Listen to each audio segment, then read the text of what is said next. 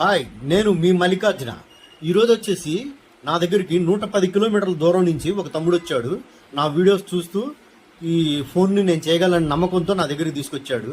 ఈ వీడియోని చూసే ముందు ప్రతి ఒక్కరు కూడా ఛానల్ని సబ్స్క్రైబ్ చేసుకోండి, లైక్ చేయండి, షేర్ చేయండి. అయితే ఈ ఫోన్ అనేది అక్కడ చేయలేకపోయాననేసి చెప్పాడు తమ్ముడు. మరి అది ఏందనేసి చూద్దాము. ఫోన్ అయితే ఆన్ అవ్వట్లేదు, కానీ ఏమైంది ఏందనేది మనకైతే తెలియదు, తీస్తే కానీ అర్థం కాదు. ఇదిగో చూడండి, ఇక్కడ వచ్చేసి ఇది ఛార్జింగ్ సంబంధించి స్ట్రిప్కి కనెక్ట్ అయ్యే బోర్డు కనెక్టర్ పోయింది, అంటే పూర్తిగా రిమూవ్ చేసేసారు. ఆ కనెక్టర్స్ అక్కడ దొరకలేదు అనుకుంటా, లేదు దానికి తగ్గ పరికరాలు లేకపోవచ్చు కూడా. అయితే ఆ కనెక్టర్ మన దగ్గర ఉందండి. మన దగ్గర ఇట్లాంటి బోర్డు కనెక్టర్లు అన్నీ కూడా లభిస్తాయి. ఎవరికైనా ఎటువంటి బోర్డు కనెక్టర్లు కావాలన్నా సరే మన దగ్గర దొరుకుతాయి.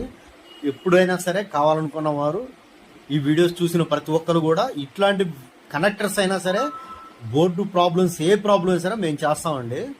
ఇప్పుడు ఈ బోర్డుకి వచ్చేసి ఆ కనెక్టర్ చేంజ్ చేసే ముందు ఇక్కడ ఆ కనెక్టర్ తీసేసిన దగ్గర చాలా జాగ్రత్తగా నీట్గా క్లీన్ చేసుకోవాలి. లీడ్స్ మొత్తం దేనికి దానికి సపరేట్గా మన కంటికి కనపడే విధంగా, అది కూడా మైక్రోస్కోప్లో చూస్తేనే మనకు అర్థమవుతుంది.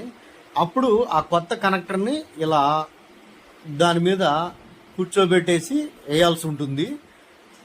అది పర్ఫెక్ట్గా, చాలా వరకు నీట్గా పర్ఫెక్ట్గా దాని మీద కూర్చోబెడితేనే అది కనెక్ట్ అవుతుంది, వస్తుంది. లేకుంటే లేదనమాట. అయితే ఫస్ట్ దీన్ని కనెక్టర్ వేయక ముందు కూడా బోర్డు నేను ఒకసారి చెక్ చేశాను. బోర్డు అయితే రన్నింగ్లో ఉంది. కనెక్టర్ వేసాను, చూసారా, చాలా నీట్గా వచ్చింది. దీన్ని ఒకసారి మళ్ళీ మనం చెక్ చేసుకొని కస్టమర్కి ఇచ్చేస్తాం.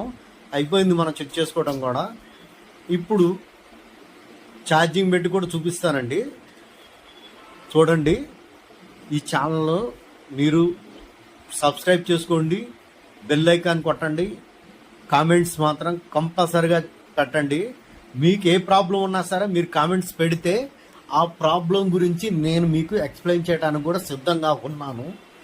Please like, share, subscribe. Me Mallikarjuna.